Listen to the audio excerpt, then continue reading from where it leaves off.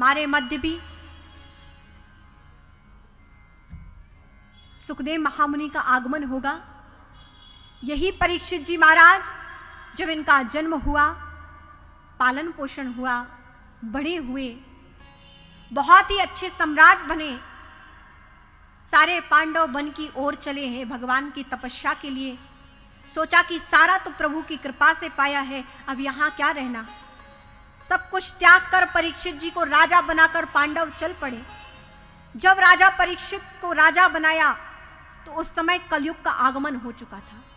कलयुग के प्रभाव से राजा परीक्षित ने उस कलयुग रूपी मुकुट को धारण किया, उनसे अपराध हो गया। एक संत का अपमान कर बैठे, भूलवश अपमान हुआ। उन संत के पुत्र ने आशीर्वाद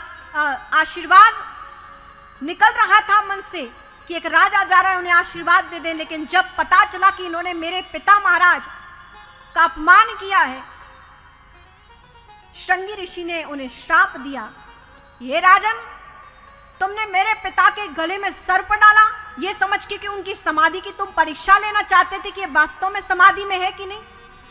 राजा परीक्षित यात्रा पर निकले हुए थे, आंखें करते हुए यात्रा पर निकले, प्यास लगी तो एक कुटिया में पहुंचे, वहां संत समाधिस्थ थे, जल मांगा, जल प्राप्त नहीं हुआ क्योंकि समाधि में बैठे थे ऋषि।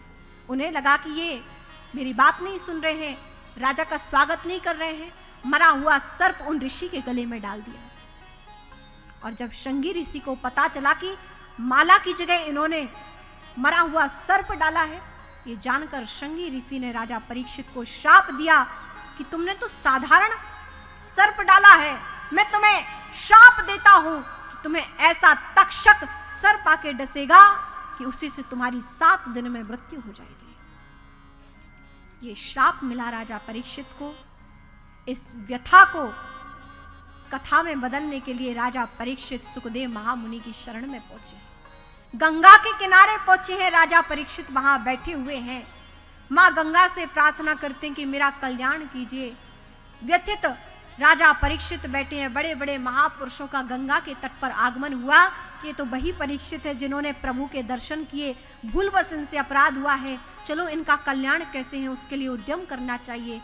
पहुंचे हैं सभी, उन्हीं के मध्य परम चक्र चूड़ामणि सोत्रिय परम हंसों के परम हंस ऐसे सुखदेव महामुनि का आगमन होता है।